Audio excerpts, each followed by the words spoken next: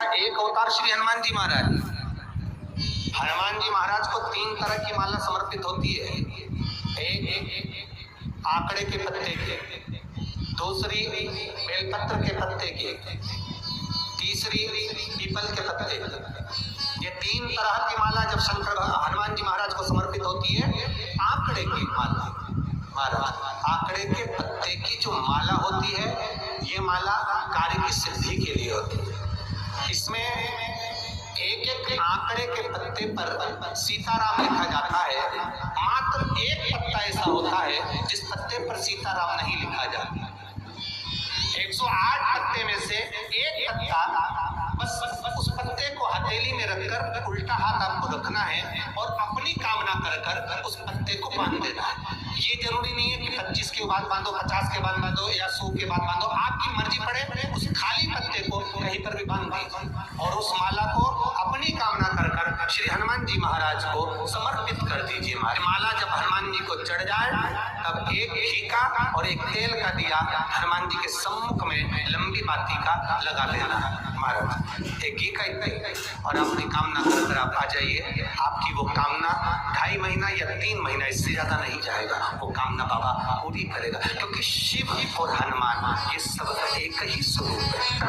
अगर व्यक्ति के जीवन में बहुत भारी रोग हो गया है, बहुत ज्यादा कष्ट हो गया है, कैंसर जैसी बीमारी भी अगर उसको घेर ली है और किडनी लीवर सब बेकार हो गया, तो निवेदन है पीपल के पत्ते की माला बनवाओ, 108 पत्ते की, और हनुमान चालीसा का हर पत्ते पर स्मरण करिए महाराज। आप हनुमान चालीसा पढ़ते जाओ, माला में गांठ लगाते जाइए, और वो माला जो व्यक्ति कैंसर से पीड़ित है, हाथ का स्पर्श कराइए और शंकर को चढ़ाइए। केवल अष्टमी तिथि के दिन ये माला समर्पित होना चाहिए, शुक्ल पक्ष की अष्टमी के दिन।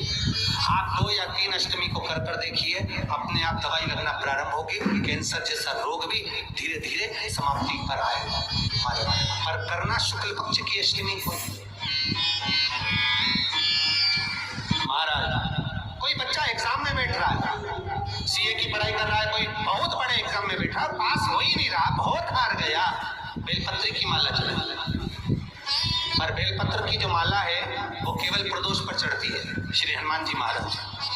आप बेलपत्र की माला चढ़ाओ, 108 बेलपत्र आप श्री शिवाय नमस्तुभ्यम मंत्र का जाप कर कर गांठ लगाकर भगवान श्री हनुमान जी महाराज के सामने पहुंचकर माला को सीधी रखकर, जो व्यक्ति एग्जाम में बैठ रहा है, नौकरी के लिए, अन्य पढ़ाई के लिए, अगर कंपटीशन एग्जाम में भी बैठ रहा है, तो माला को हनुमान जी महाराज, और हनुमान जी कौन से होना चाहिए? पूर्वमुखी। हनुमान दक्षिण मुखी नहीं चाहिए, पूर्व में जिन हनुमान जी का मुख हो वो माला ऐसे समर्पित कर कर हनुमान चालीसा का पाठ कर कर 3 बार स्मरण कर कर माला श्री हनुमान जी को पहना दीजिए। ऐसा कोई एग्जाम नहीं जिसमें से आप निकल ना पाए। तो करना आपको पड़ेगा, प्रदोष का दिन होना चाहिए, प्रदोष की भगवान, और प्रयास जहाँ तक हो सके प्रदोष काल में अगर चढ़ाएंगे तो ज्यादा फलदायी रहेगा। ऐसे हनुमान जी के 5 भाई और तो 6 भाइयों का जन्म हुआ है। 6 भाई भगवान का भी कम नहीं देता।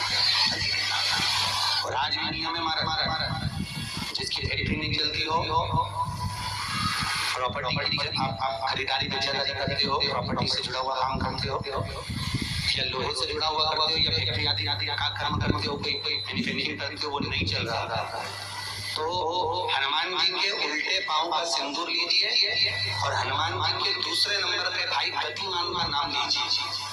किसका नाम लेना है? गतिमान। गतिमान का नाम लेकर फैक्ट्री के बाहर जब फैक्ट्री पर एक स्वस्तिक का निर्माण कर दीजिए, हनुमान जी के उल्टे पांव के सिंदूर और गतिमान का नाम लेना। कभी आपकी फैक्ट्री कोई काम नहीं निकालेगी, उन्नति की ओर ही निकल जाएगी, कभी घाटे की ओर नहीं जाएगी। गतिमान प्रतिमान, हेतुमान, मतिमान, ये जितने भी नाम है हनुमान जी के भाइयों के, ये सब कल्याण करते, एक एक नाम कल्याण करते महाराज। एक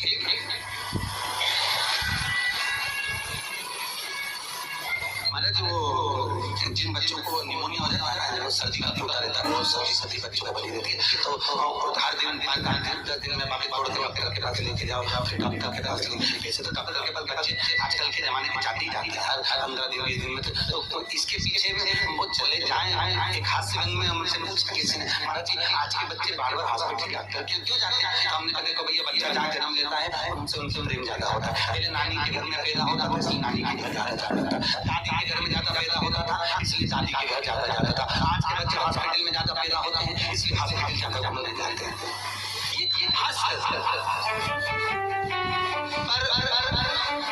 यदि बच्चे को सर्दी ज्यादा होती है, निमोनिया ज्यादा होता है और ठंडक का कोटा ज्यादा रहता हो तो पीपल के 5 हफ्ते उस पर घृत लगाकर हनुमान जी के 3 नंबर के भाई प्रतिमान का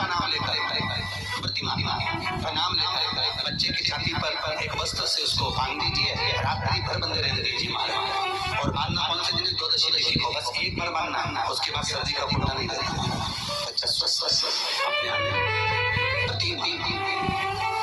हनुमान जी महाराज के जितने भी भाई हैं सबका आनंद सुख चरणारविंद का सुख देंगे भगवान श्री हनुमान जी महाराज चैत्र की पूर्णिमा के दिन प्रकट होते हैं। महाराज पावन तनय संकट हरन मंगल मूरत रूप राम लखन सीता सहित हृदय बसौ सुर।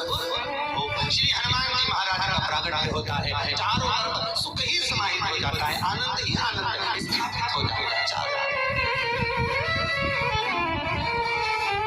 अब दोनों में अंतर देखिए, हनुमान जी की जब स्तुति गाई जाती है तो बोला जाता है विद्यावान मुनि अति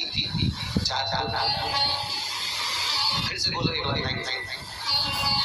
विद्यावान मुनि अति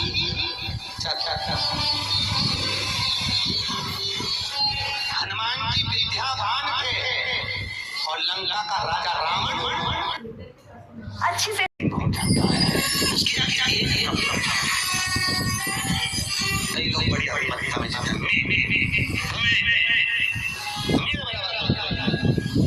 और जो में करके मर जाता है अगला जन्म बकरी का हो जाता है, में करता फिरता है। जो कली और बकरा दोनों पहचान जाओगे वो तुम्हारे दरवाजे पर कोई बकरी दिखे तो समझ लेना तुम्हारा रिश्तेदार आया है। में करके मर गया, मेरा घर मेरी परिवार मेरा घर मेरी गाड़ी मेरा बंगला मेरा करके बकरा अभी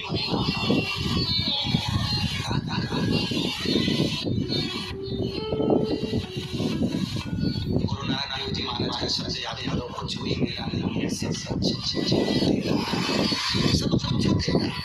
इसलिए बोले सोनियाल सब कुछ दे रहे हैं, हमारे कुछ करते ही नहीं है,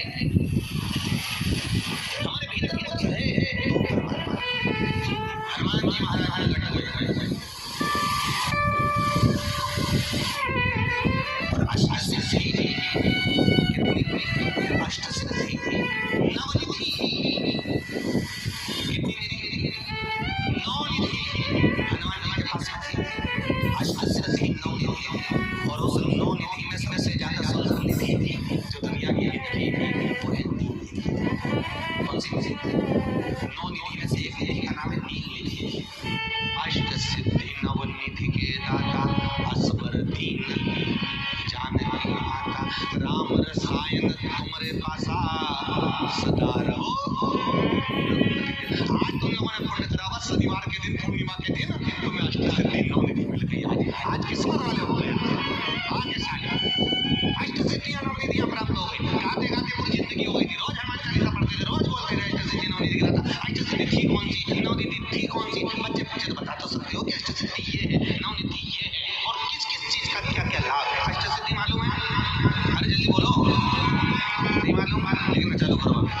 अष्ट सिद्धियां, पहली अणिमा, दूसरी महिमा, तीसरी गरिमा।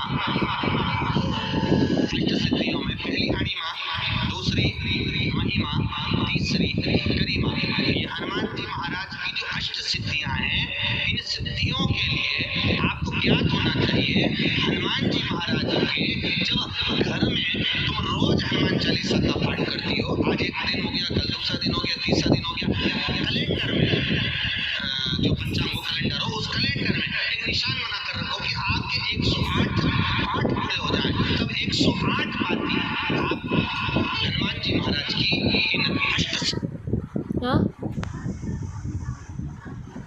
टमाटो तो ज़्यादा लगता गिल लगता सुखैत रहे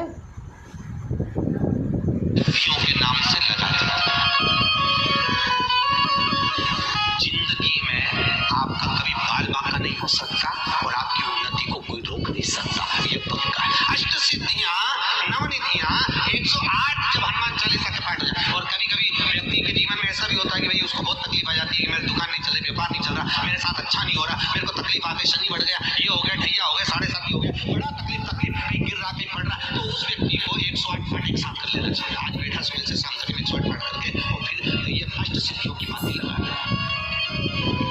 और ये अष्ट सिद्धियों की जो बातें लगती है घृत में, घी घृत अष्ट सिद्धि। ये बातें पहली अणिमा सिद्धि, दूसरी महिमा, तीसरी गरिमा, चौथी लघिमा, पांचवी प्राप्ति,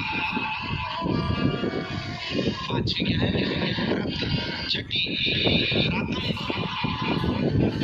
छठी है प्रातम। सातवीं है ईशत्व, और आठवीं है वशिष्ठ, ये हनुमान जी महाराज की 8 सिद्धियां और 9 पूरी हनुमान चालीसा की एक चौपाई में एक चीज से एक बीमारी का इलाज है, एक बीमारी का महाराज। हनुमान चालीसा की एक चौपाई से एक बीमारी। हमारे जीवन को चौपाइयों के क्रम से एक शब्द का भान करें कि उससे हमें प्राप्ति क्या है। अष्ट सिद्धि नवनिधि किस जगह पर स्कंद जी दे रहे हैं? नवनिधियां जहाँ पर सेतु बंद हुआ, जहाँ पर सेतु। तो आप रामेश्वर जाएं, पुराने डाकघर के पास में